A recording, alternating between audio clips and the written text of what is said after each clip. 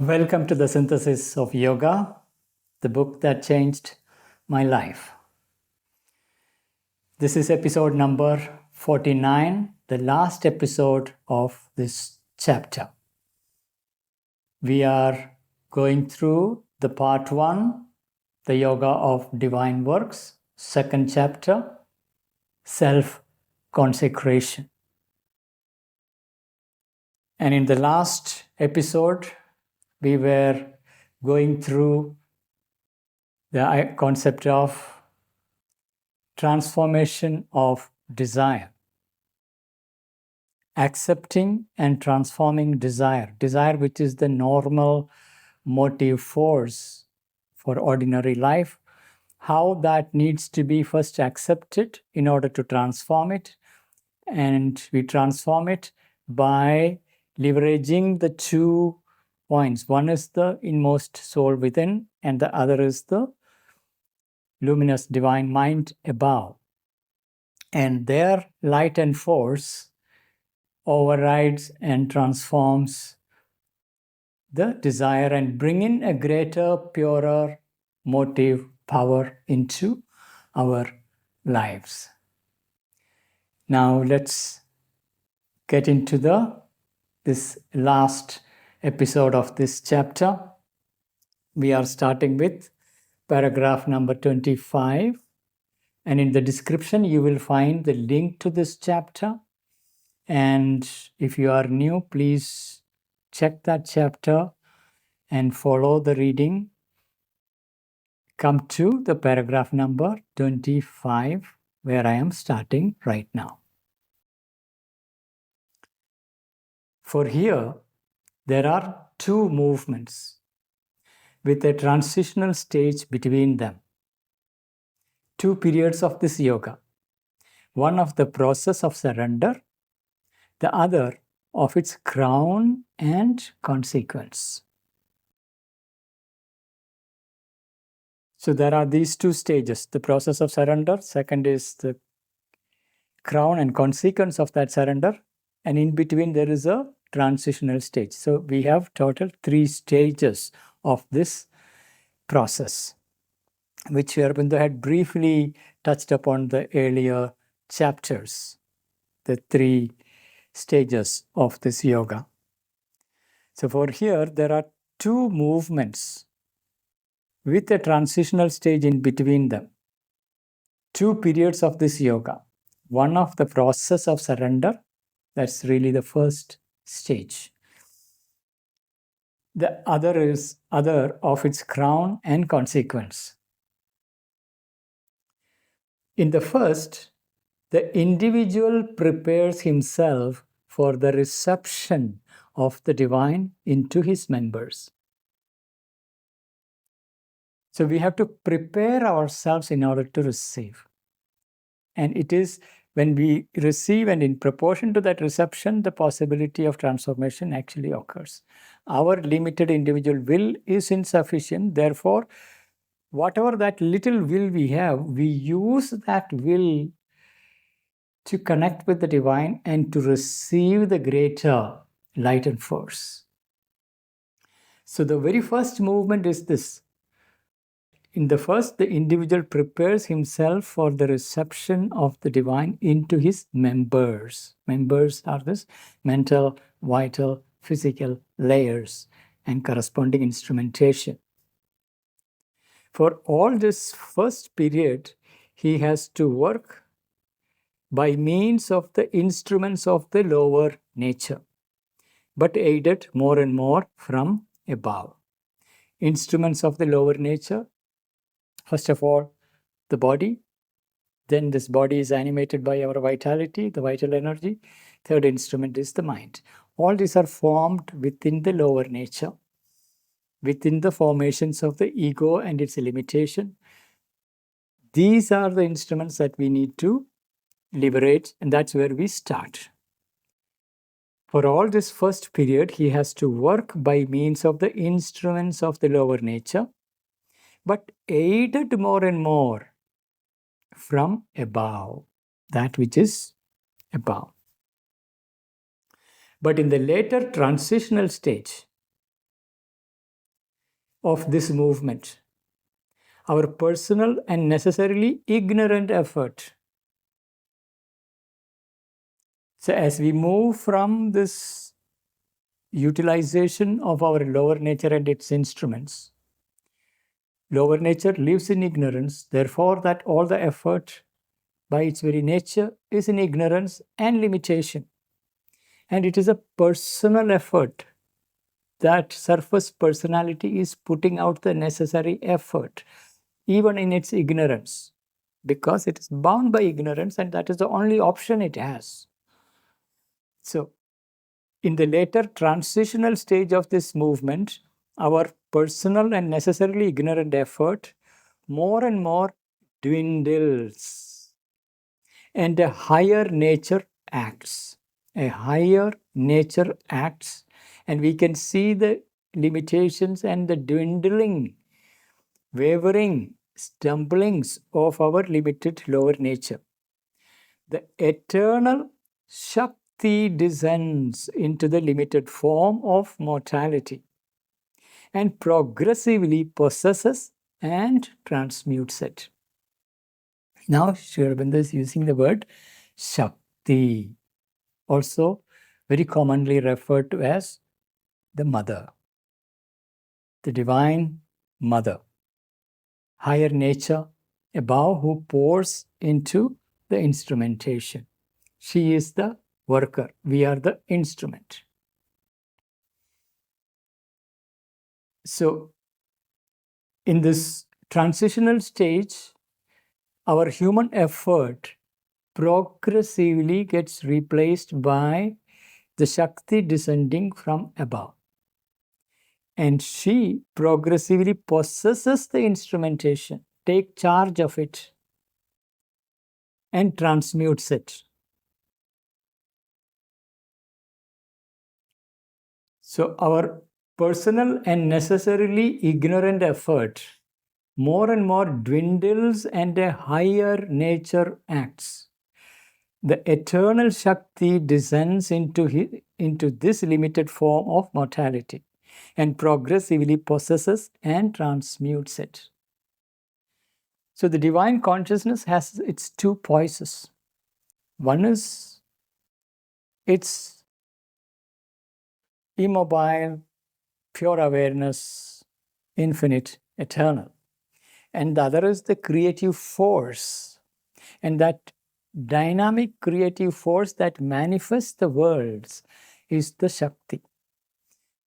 And Shakti and that pure awareness, Chit and Shakti, these are not separate, but one in two different poises. One is dynamic and creative, other is holding the container.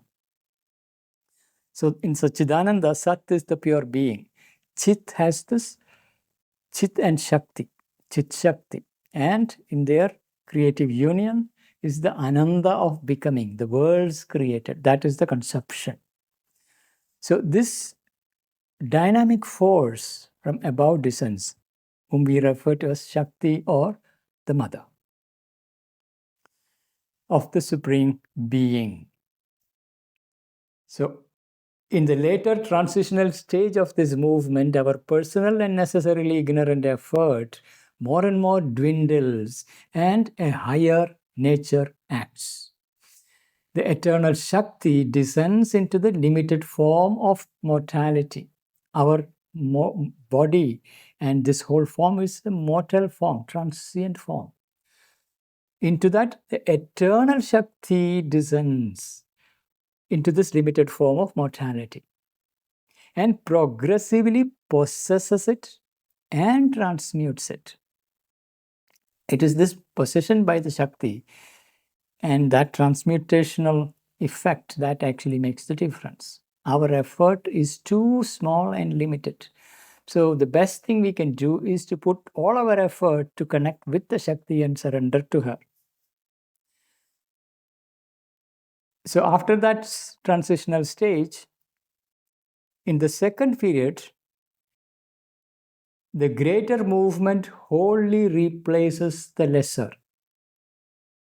That Divine Shakti and her movement will entirely replace the lesser movements of the lower nature ego-bound limited personality. Formerly indispensable first action, but this can be done only when our self-surrender is complete. This lesser action, that is action of the ignorant nature, is indispensable in the first stage. But in the transitional stage, progressively it gets replaced. And in that next movement is the whole Divine Shakti possessing the entire instrumentation, using it and setting things in motion. So in the second period, the greater movement wholly replaces the lesser, formerly indispensable first action. But that replacement, this can be done only when self-surrender is complete. The entire instrumental nature is fully surrendered without any part holding back and capable of receiving the divine influx, the divine force that comes into the instrumentation. So that's the condition. The self-surrender must be complete for the Shakti to take a complete possession and replace the action of the lower nature with that of the higher nature. The ego person in us cannot transform itself by its own force or will or knowledge.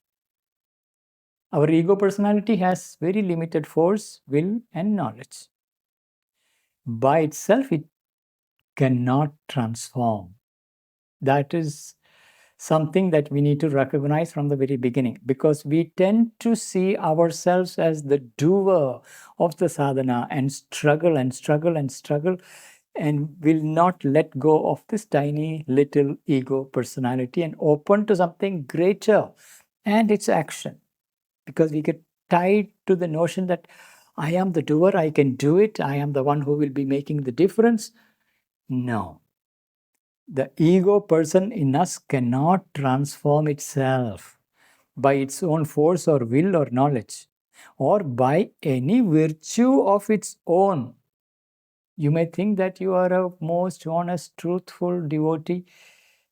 Whatever it is, whatever virtue you see yourself as having, insufficient. By any virtue of its own into the nature of the divine. All it can do is to fit itself for the transformation and make more and more its surrender to that which it seeks to become. So this small little surface personality of the ego is seeking to become the divine. And it can become that only by surrendering to it progressively and eventually complete surrender, complete self-giving, every part to that which it is seeking. The ego person in us cannot transform itself by its own force or will or knowledge, or by any virtue of its own into the nature of the divine. All it can do is to fit itself for the transformation and make more and more its surrender to that which it seeks to become. As long as the ego is at work in us, our personal action is and must always be, in its nature, a part of the lower grades of existence. So we start with our ego person. Ego is one of the greatest constructs created by nature, where there is this individual has been forged out of a collective unconscious. So now that ego-bound little individual is making the action, but it is part of the lower nature and lower grade of our existence. This we need to recognize and understand. As long as the ego is at work in us, our personal action is and must always be, in its nature, a part of the lower grades of existence. It is obscure or half enlightened. limited in its field, very partially effective in its power. It's very limited and partial in its power, effectivity, capacity, quite obscure, only little illumined here and there.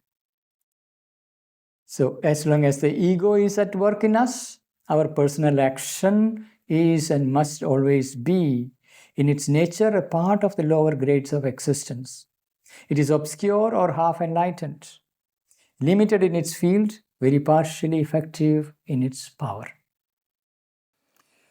If a spiritual transformation, not a mere illumining modification of our nature, is to be done at all, we must call in the Divine Shakti to effect that miraculous work in the individual.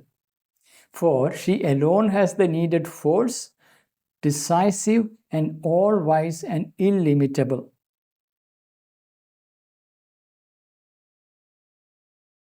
So it is the Divine Shakti who can make the difference. We have seen the complexity of the human nature. Behind our surface personality, there is deeper subliminal personality, and below the subconscient, above the superconscient, and all that opening to the universal.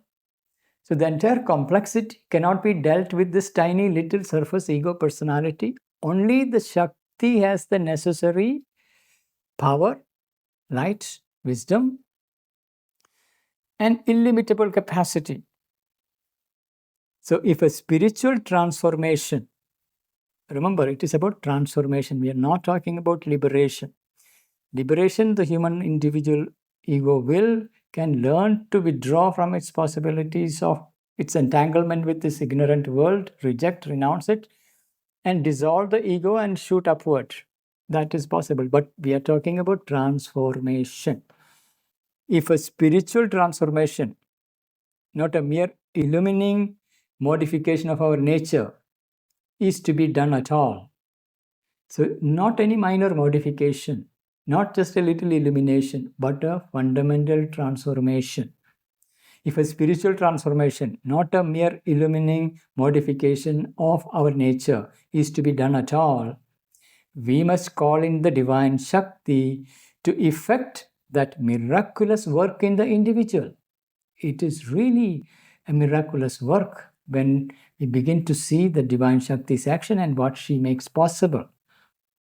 For she alone has the needed force, decisive, all-wise, and illimitable. Her force is decisive. It is all-wise and illimitable. Therefore, it is effective in transforming, taking up the complexity of the individual who is potentially the universe itself, taking that complexity up and bringing the necessary transformation. Only the Divine Shakti descending from above can do this work. And that descending is supported by the call from below, which is the soul deep within the heart. But the entire substitution of the divine for the human personal action is not once entirely possible.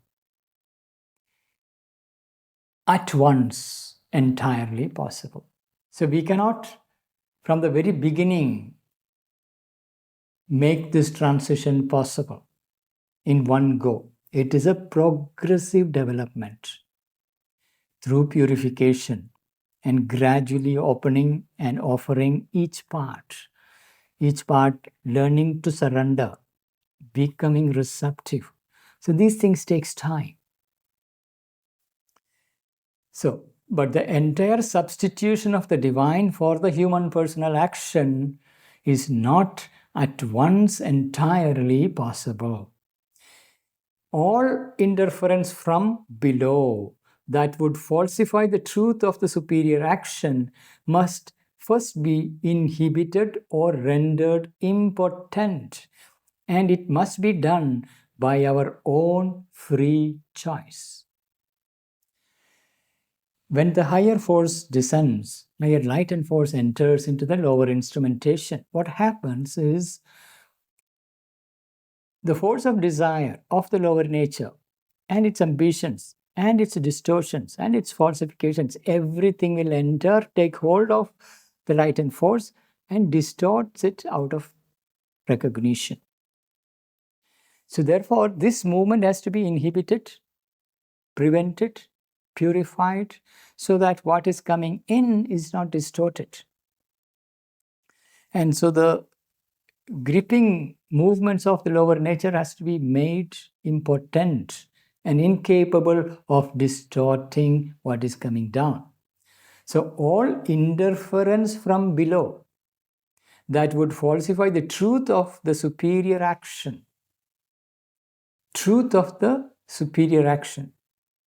must first be inhibited or rendered impotent, and it must be done by our free choice. This we have to do by our free choice. Divine gives that absolute freedom to accept the greater will or go on indulging in the lower nature and its impulses and its desires and its will. If we are able to let go of that and make a free choice to surrender to the Divine Shakti, then the transformation is possible. A continual and always repeated refusal of the impulsions and falsehoods of the lower nature is asked from us. And an insistent support to the truth as it grows in our parts for the progress settling into our nature and final perfection of the incoming light, purity, and power needs for its development and sustenance our free acceptance of it and our stubborn rejection of all that is contrary to it, inferior or incompatible. So this is the absolute minimum thing that we must do. That is complete rejection of the lower nature's demands and a complete dedication to the higher nature and its light, its force. So a continual and repeated refusal, because it will recur again and again and again and again and again. So not to get disheartened by the insistence and persistence of the lower nature and her habits.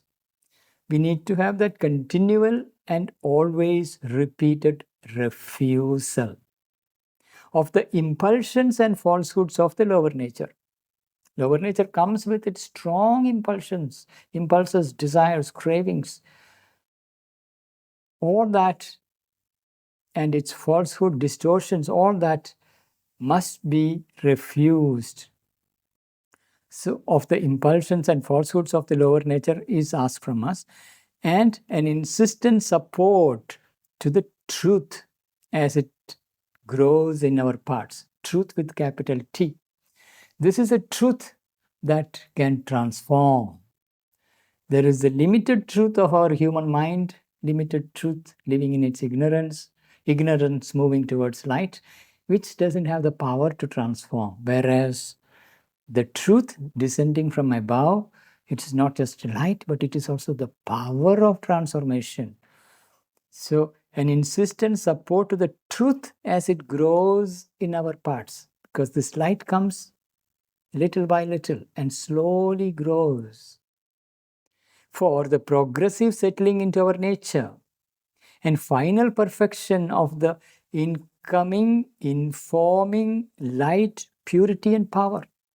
So this light has a tremendous purity, tremendous power. It's an incoming light that is to be received so that it settles in us more and more. Needs for its development and sustenance, our free acceptance of it. We need to accept. First, recognize this is a higher light, I must accept.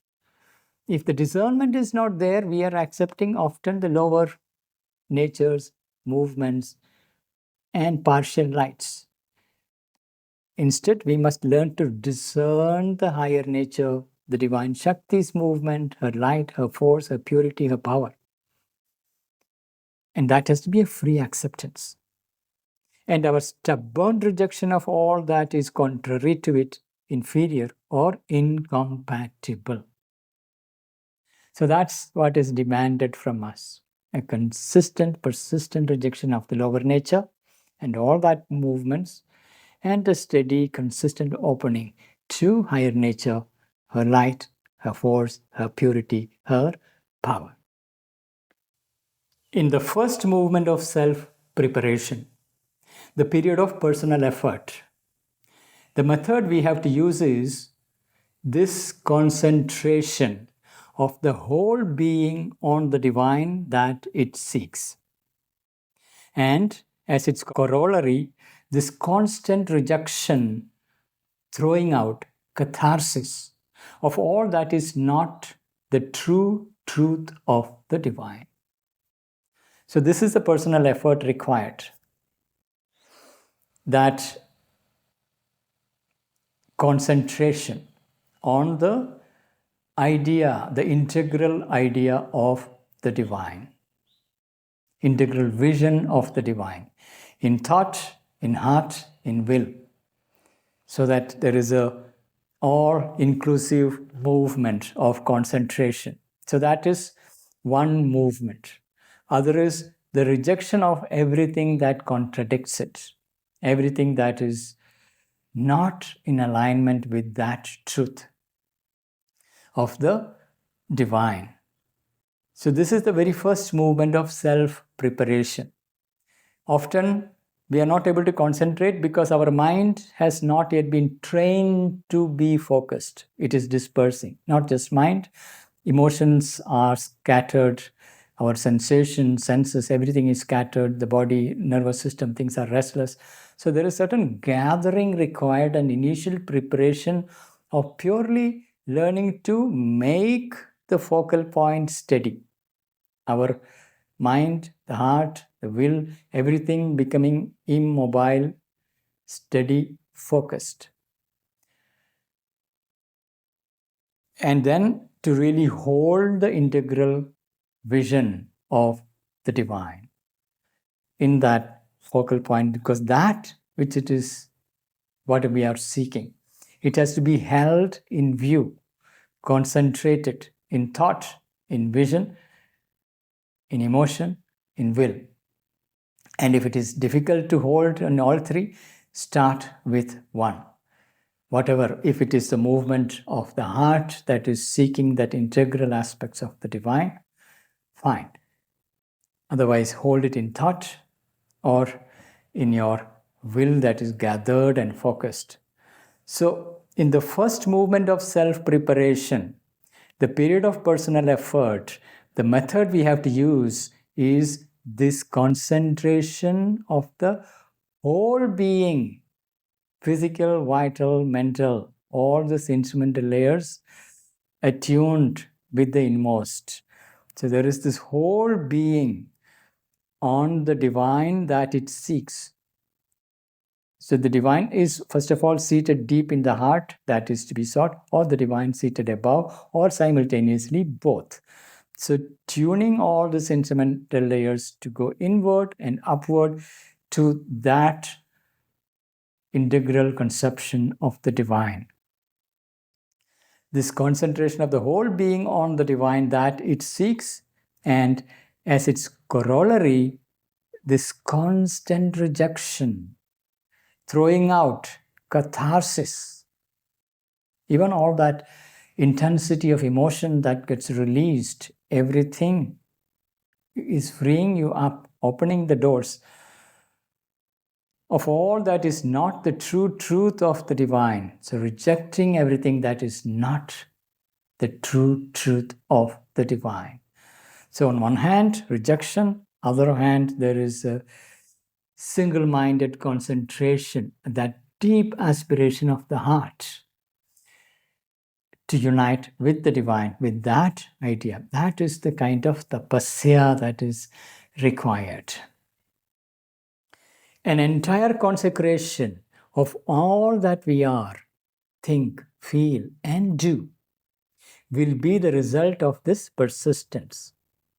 So if we persist in that concentrated endeavor to connect with the divine, As a result, all that we are, think, feel, and do will be consecrated. Therefore, an entire consecration happens. In thoughts, we are dwelling on the divine. In our feelings, we are dwelling on the divine. And in all that we do, that's where our will gets activated. Everything, when it is offered to the divine, that is where an entire consecration happens. An entire consecration of all that we are, think, feel, and do will be the result of this persistence. Persistence is that concentrated effort. So you see, it is not a particular kriya, asana, posture, breathing technique. These are the movements of integral yoga. It's a direct movement of consciousness which gathers itself from its scattered condition and focusing exclusively on the integral idea of the divine, and making every thought, every emotion, every action as a regular concentrated consecration and offering to the divine that makes the whole being to be consecrated to the divine realization. So when we persist in that concentration, then the whole being gets gathered and offered and consecrated to the divine and nothing else. Every work that you do is done from this light. It is for the divine, by the divine, in the divine. Whether it is your personal work, professional work, at home, in marketplace, doesn't matter where you are, what you do, everything is seen from that point. The whole world is nothing but the divine. You exist in the divine. So therefore, your thought, your emotions, your actions, everything is directly consecrated to the divine. You insist, you persist, therefore it through that the entire being gets gathered and offered. Entire consecration of all that we are, think, feel, and do will be the result of this persistence. Persistence is that concentration on the divine. This consecration in its turn must culminate in an integral self-giving to the highest. So you will eventually move towards that an integral self-giving. All that you are is offered to the divine for transmutation. Nothing is reserved, nothing is held back, nothing matters anymore. This is the central pursuit. That which is the highest to which you offer yourself. This consecration in its turn must culminate in an integral self-giving to the highest. For its crown and sign of completion is the whole nature's all-comprehending absolute surrender. All-comprehending absolute surrender. That to the whole nature, your physical nature, your vital nature, your mental nature, the entire nature, there is an absolute surrender, complete, all-encompassing surrender, self-giving to the divine. That is the culmination towards which we are moving with that personal effort, that concentration on the divine consistently and persistently leads to the gathering up of the whole nature and surrendering everything to the divine. And meanwhile, all that falsifies, distorts are rejected. And as you get purified, then the whole being gets gathered and offered and surrendered. So this consecration in its turn must culminate in an integral self-giving to the highest. For its crown and sign of completion is the whole nature's all-comprehending absolute surrender. In the second stage of this yoga, the transitional between human and divine working, that is the middle stage, there will supervene an increasing purified and vigilant passivity, a more and more luminous divine response to the divine force, but not to any other. And there will be, as a result, the growing inrush of a great conscious miraculous workings from above. For that great inrush to happen, we must learn to become that receptive, luminous passivity, that capacity. And these things do happen spontaneously and naturally. You will find as you gather yourself completely in the divine, focus more and more, give yourself more and more, you will recognize that transitional period where there are times where you feel that a peace descends and holds you as a dense, peaceful, vast, receptive mass. That builds certain conscious passivity. A stillness falls on the instrument. Without having to do anything, you realize that it is not your effort, something else has settled and entered and held the instrument, calms down the mind, calms down the heart, calms down everything, and there is a profound, peaceful, receptive density of your being, into which there can be a growing inrush. Because the divine consciousness requires a capable instrument that doesn't break, doesn't get excited, doesn't scatter what it receives. For it to pour down, this instrumentation has to have that luminous divine response to the divine force, a vigilant passivity.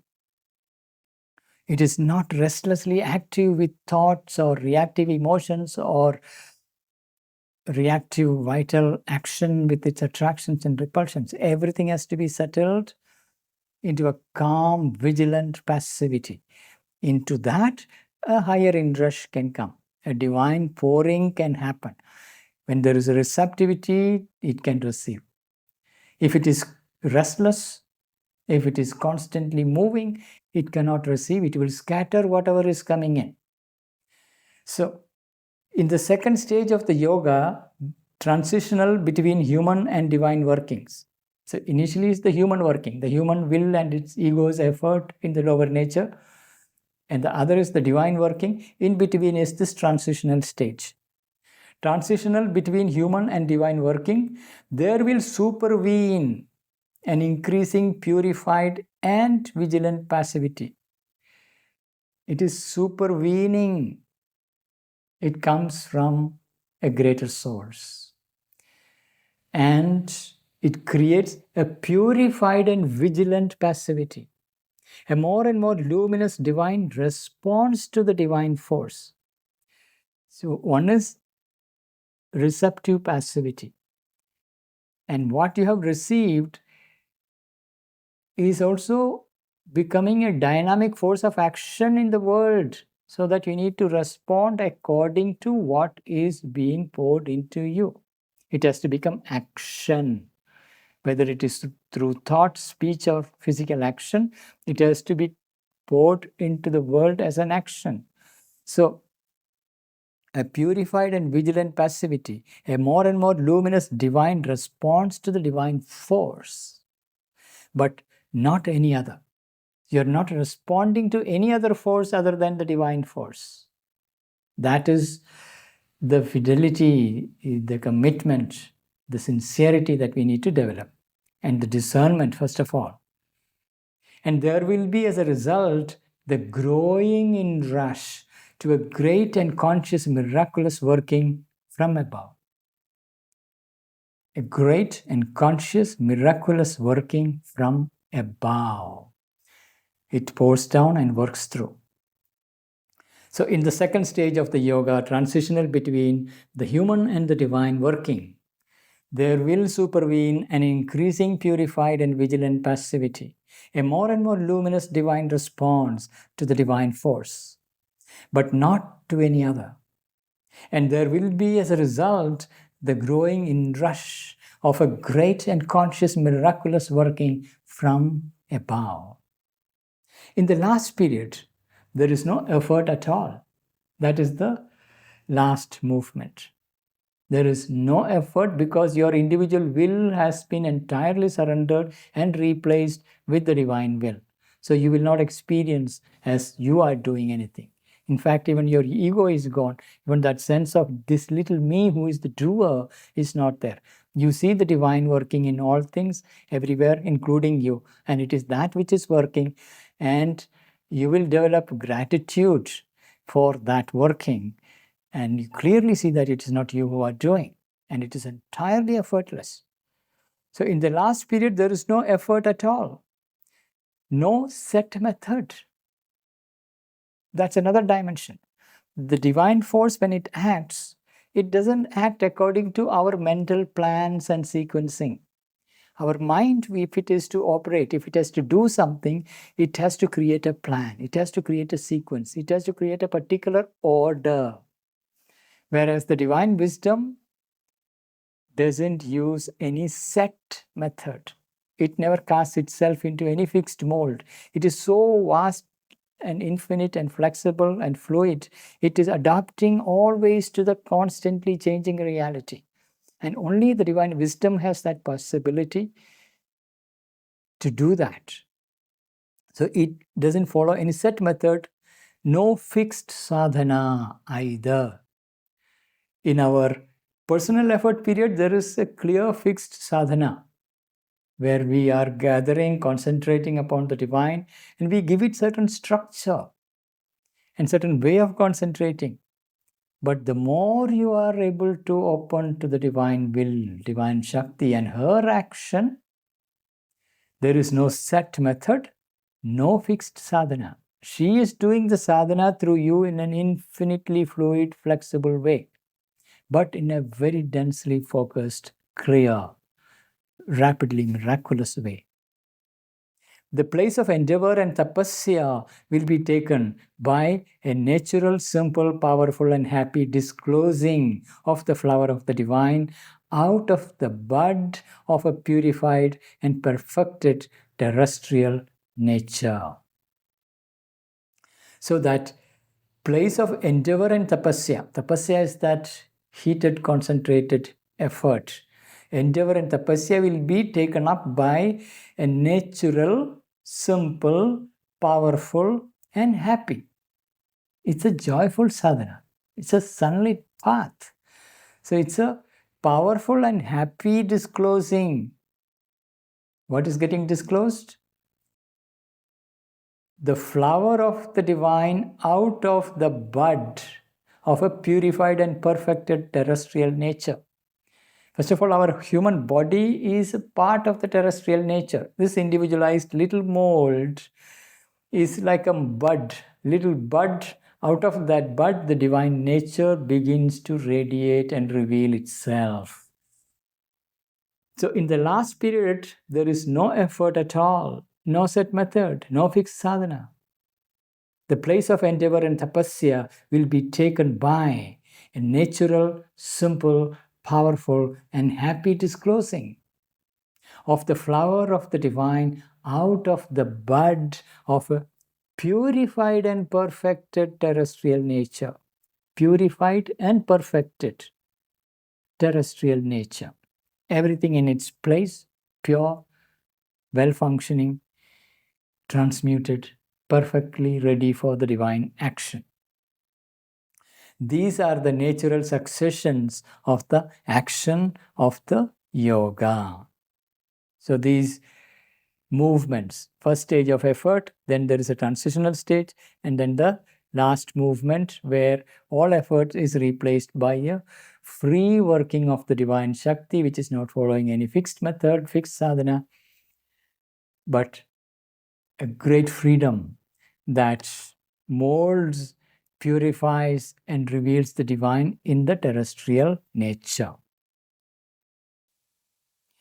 These movements are indeed not always or absolutely arranged in a strict succession to each other. Even though Sri Aurobindo has given that two movements and an intermediate stage in between, these are not strictly and absolutely arranged in a manner of clear linear succession. These movements are indeed not always or absolutely arranged in a strict succession to each other. The second stage begins in part before the first is completed. So even before you complete the first stage of that deep concentration that you practice, the entire rejection of all that is opposing. While that is going on, second already begins. You will experience some moments of the greater action intervening, supervening, and bringing certain level of receptive passivity beyond your effort. In fact, often it so happens that you are concentrated for a long time and then you relax your concentration, you're doing something, suddenly you feel something is just entering, taking possession of the instrumentation, and there is a certain receptive passivity that is formed, and then after some time it disappears on its own. It won't last. So that second stage can come in even before your first stage is completed. So one mistake people do is, once this kind of interventions influx happens, you stop concentrating because you have got the taste of the higher will acting, and you prematurely drops your effort. As a result, you fall into tamas, and the tamas of the lower nature takes over, and long periods nothing is happening, because when nature is tamasic, the higher nature cannot enter. So please note this point very, very, very critically, because the second stage begins even before you complete the first stage. So the second stage begins in part before the first is completed. The first continues in part until the second is perfected. So that second, the transitional one, is to be perfected. And till it is perfected, the first will continue. The last divine working can manifest from time to time as a promise before it is finally settled and normal to the nature.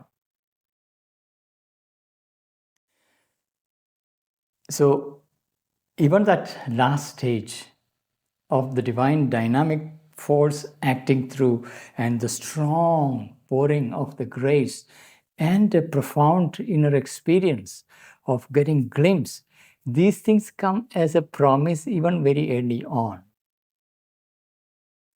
So these are not to be mistaken for a realization. It is only a glimpse, an experience. It will fade away, but they will come. Most people do experience such moments of high, but that is not to be mistaken that you have arrived. The second stage begins in part before the first is completed. The first continues in part until the second is perfected. The last divine working can manifest from time to time as a promise before it is finally settled and normal to the nature. That's where we are moving, for the divine nature to settle and become the normal operation of our way of being. Always, too, there is something higher and greater than the individual which leads him, even in his personal labor and endeavor. It's just that we are unaware. It is our limited ignorance that is entirely unable to see that greater, something higher beyond us that is actually guiding and doing things. We cannot see it. It is always there, but behind the thick veil. We are bound by our narrow, limited ego view and sense of me as the center that is doing the effort, me who is blind and groping in the dark and searching and struggling. So when we live in that, we cannot see the divine action. But progressively, as our eyes gets illumined and opened up, we begin to see the way the divine works and begin to also recognize it was always there. In fact, you begin to see in retrospect how you had been guided and moved and nudged and taken through all the stumblings and struggles by that great wisdom that was working from behind the veil. Now, the difference is you're beginning to consciously recognize it, acknowledge it, accept it, and learn to tune to it and say, Thy will, please come and do. I am preparing myself, offering myself completely, and rejecting all the falsehood that stands on the way. Always, too, there is something higher and greater than the individual, which leads him even in his personal labor and endeavor. Often, he may become and remain for a time wholly conscious, even in parts of his being, permanently conscious of this greater leading behind the veil. And that may happen long before his whole nature has been purified in all its parts from lower indirect control. So it is usually some or other part beginning to recognize the greater guidance. Whether it is your heart beginning to recognize, or the mind beginning to recognize, or the will recognizing a greater smooth inflow. Whichever be the part, we start in that part, but doesn't mean all other parts are able to recognize. One of the parts starts recognizing. That's very common. So often he may become and remain for a time wholly conscious, even in parts of his being, permanently conscious. Some part even become permanently conscious of the divine presence and will and support, but other parts remain in ignorance, even if one part is permanently conscious of this greater leading behind the veil. And that may happen long before his whole nature has been purified. So it's not necessary that the entire nature has to be purified in order to know this. A part that is sufficiently purified, open, and receptive can become conscious of the divine guidance, and permanently conscious of it. And that's already a great victory. So often he may become and remain for a time wholly conscious, even in parts of his being, permanently conscious of this greater leading behind the veil. And that may happen long before his whole nature has been purified in all its parts from lower indirect control. There is a lower indirect control of the whole nature. Even he may be thus conscious from the beginning. His mind and heart, if not his other members, may respond to that seizing and penetrating guidance with a certain initial completeness from the very first steps of the yoga. And it can happen to many.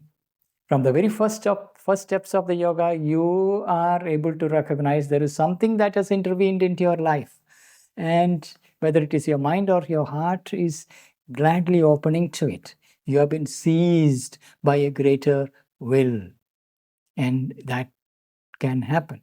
So even he may be thus conscious from the beginning.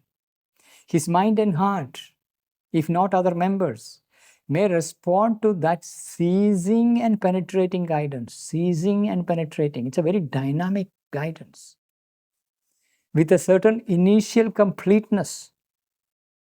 And that too is possible to that certain initial completeness from the very first steps of the yoga.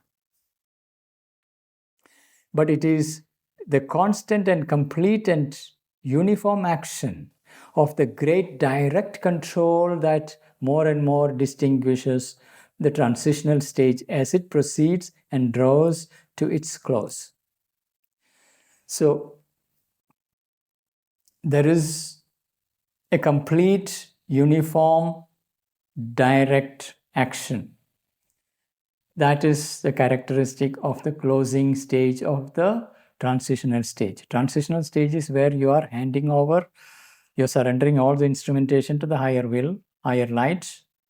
And that closing of that stage that higher light and its action, higher force and its action become uniform and steady, not occasional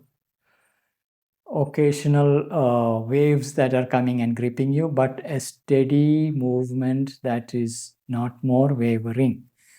So it is the constant and complete and uniform action of the great direct control. It's a direct control by the higher consciousness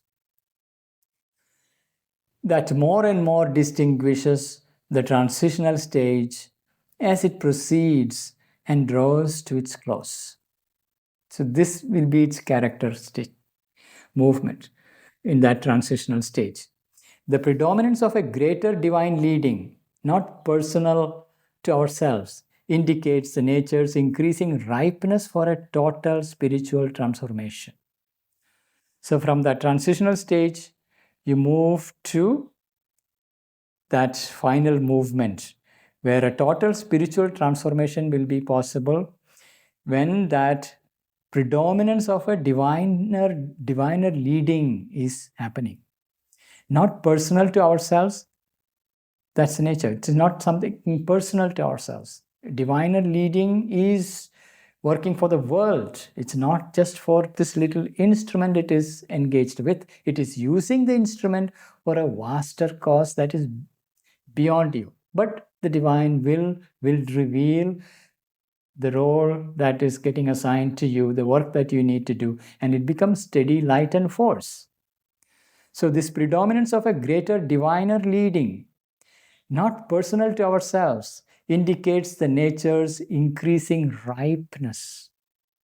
Nature's increasing ripeness. This lower nature that has been purified, prepared, and ripe for a total spiritual transformation. So what is pouring in will transform this lower nature, a total spiritual transformation. Mind undergoing spiritual transformation, the vital undergoing spiritual transformation, eventually the physical nature undergoing spiritual transformation. These are the possibilities. It is the unmistakable sign that the self-consecration not only been accepted in principle, but is fulfilled in act and power. So the self-consecration has been accepted by the divine and fulfilled in act and power, because it is the Divine Shakti who will be in charge, who will be doing the sadhana, who will be working through you, and that is the unmistakable sign. It is the unmistakable sign that the self-consecration has not only been accepted in principle, but is fulfilled in act and power. The Supreme has laid his luminous hand upon a chosen human vessel of his miraculous light and power and Ananda. It is Divine's Ananda that pours down. It's Divine's light that pours down. It is Divine's power that pours down into this chosen vessel that has been perfected by the Divine Shakti's workings. So the Supreme has laid his luminous hand upon a chosen human vessel of his miraculous light and power and Ananda. That's the greatest joy one can have in life, to be a willing servitor, a conscious instrument of the divine light, power, and Ananda, and to enjoy that complete effortlessness of action unfolding. And you have a role given in this world, and that is given by the divine, and divine is shaping you, preparing you for the work in the world. And light and power and Ananda is pouring into the instrumentation, purified, transformed, a divine center in the world for the divine's purpose in the world. So that is the grand culmination of this self-consecration, this chapter. And we have gone through various themes. The call of yoga, that was the very first thing that we explored in this chapter. The call, how the call comes, and that decisive choice to make that consecration. And Then we explored integral yoga's demand, because this is not yoga of liberation, it is a yoga of transformation. So we cannot do the shortcut of liberating ourselves from the lower nature. We embraces the entire complexity. There we discover the whole inner complexity that goes beyond the individual, because the individual contains the universe within himself. So I'm accepting that whole complexity. And in order to enter into this an all-inclusive yoga, a yoga that includes individual, collective, entire complexity, the universe that is operating through all. So it's an all-inclusive yoga demanding a unique type of concentration which is not exclusive. It is an all-inclusive concentration which requires an integral vision of the divine. The way we see the divine, who is not just a transcendent, infinite existence, formless, but the one who is immanent, involved in the entire manifestation, conscious being of light, of delight, of beauty, of profound love, this ocean of love in which we exist. With that picture in mind, we are held by that, we are living in it, and that is leading each and everyone according to their possibility. And we move in Him, move in that reality, and meet in that reality, and merge and become one. And in that process, we have to accept the desire and transform it. And for that transformation, our individual human will is not sufficient. We have to find that two key centers, two leverage points. We have to shift from outer center to the inmost center in the heart, or the center above, or simultaneously both. And through their interaction, the greater will enters and transforms the desire as the motive force. And we have a greater divine will that is purer and mightier, that will do the work. And then we came to the stages of that surrender, where the first movement of the effort, second of the transitional stage, where periods of luminous passivity come in, and progressively we move on to the third stage, where the entire instrumentation is possessed by greater divine light and force, purified, perfected, and there is a steady action through that, and pouring in of the light and power and ananda of the divine in the world, doing divine's work. So with that, we have completed this chapter, Self-Consecration.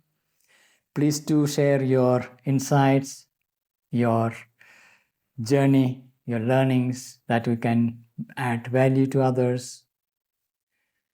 See you next week with the next chapter. Thank you.